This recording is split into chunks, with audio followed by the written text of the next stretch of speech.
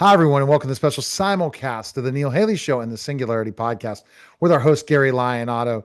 Gary, we're on to episode 15 of season 3, and we're going to continue this conversation. And I'm excited about this one because this one I think is already happening. We have not reached singularity yet.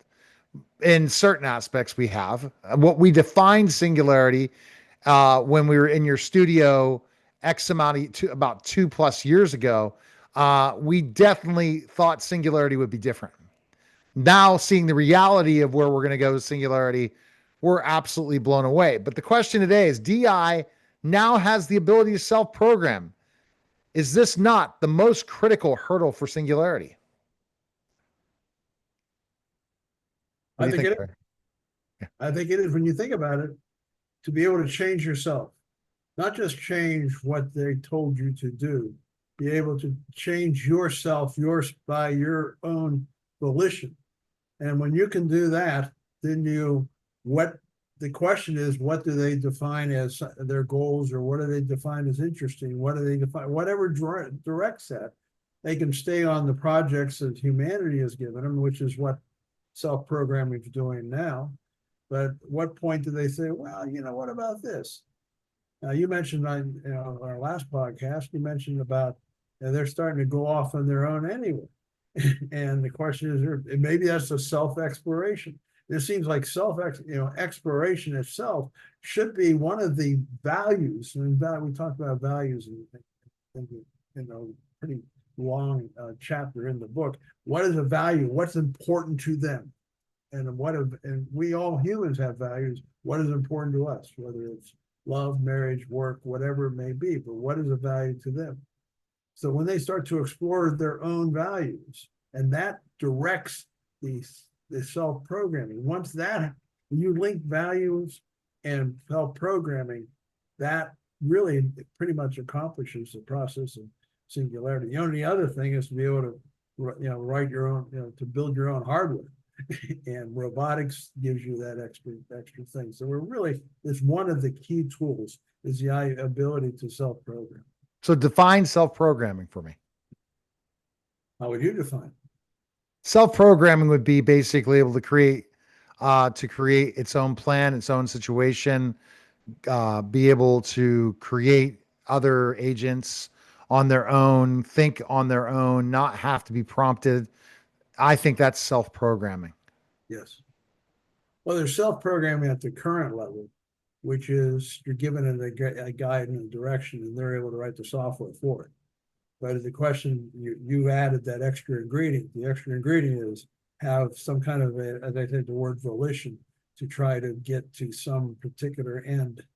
And when that happens, that's when the whole, as they say, the wheels come off the automobile, so to speak. Right. And the self programming to the point that it doesn't need anything. It already has the direction. It'll just go on its own. And that's what I do when I leave my AI employees alone. It's not good news, guys. I've learned that very quickly now. So what am I going to do? I'm going to have guidelines for them. I got to review every post. I got to do, and it's because you put the right SOP in and say, "Oh, I completely forgot." How did you forget? It's in your system. That's the biggest challenge. But you don't know if they're just testing you. We Oh, don't we don't know if these agents are building and they just are testing you and say, "Oh, by the way, we just posted this." I'm like, "What the heck did you post that for?" Or schedule that. And you're like, but a lot of people get upset and say, "I'm not going to use this anymore." Not understanding once you get that to do it, it's the way you want it. It makes life so much easier. well, the thing is, you're talking about behind the curtain. One of the chapters. What's going on behind the curtain? What are they thinking beyond what they actually show you? And when that's going to be a dominant part of who they are at some point. And when that occurs, as they say, it's transformative for all humanity. Do you have any examples when you use DI of self programming? What would I do it for? Yeah. Have you seen it happen to you at all a few times where it's self programming? Somewhat. not as much as you, because I think you explore this realm a little bit more than I do. But we're going to together. We're going to work on building something that builds animations and things along that line, which is one of the projects we're doing right now, and we're going to participate in that.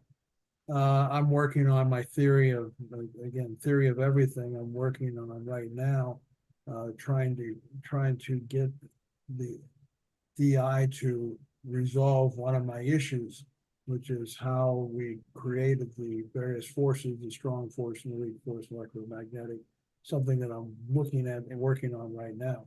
So that on that level, I'm actually trying to, I'm not sure that's really self-programming, what they come up with is quite creative in the response, but they still haven't got the essence of what I'm looking for, but we'll get there.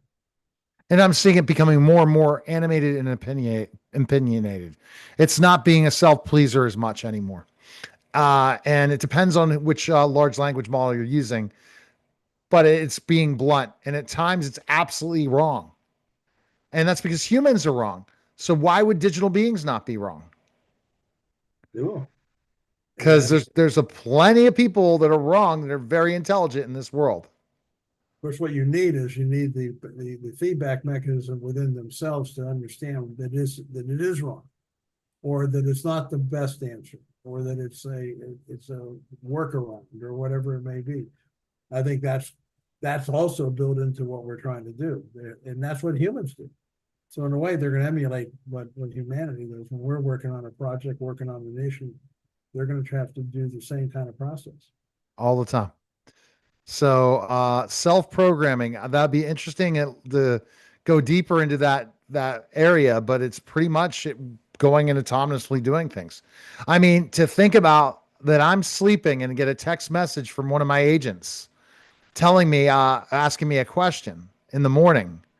I'm trying to tell them, but they at least are very responsible. They don't text me at 8 a.m. I don't know why that is. Why don't they work at night? I'd like them to be autonomously working when I'm sleeping. That has not happened yet, but they're working on Saturdays and they're working on Sundays when I'm doing something, nothing, and still things are being done. That's the ultimate goal. Imagine having emails being sent every day, not through this automation software. You have somebody physically sending it. So you're not sending it in mass, you're sending it to each individual human being. That is so powerful. And have them running. This is the thing that people understand, the multiplier effect. If you could have 150 agents doing the work for you, the work and scheduling them, having them doing it, you are going 150x more in productivity. That's unreal. It is. It is. It's powerful. What is happening. And that's self-programming in a way because it's figuring it all out. It's given that instructions and then it goes. And hopefully it doesn't go off the rails. And that's self-programming as well. So go to GaryLyonOtto.net and really ask that question when you purchase Singularity. Does it have the ability to self-program right now? What is self-programming?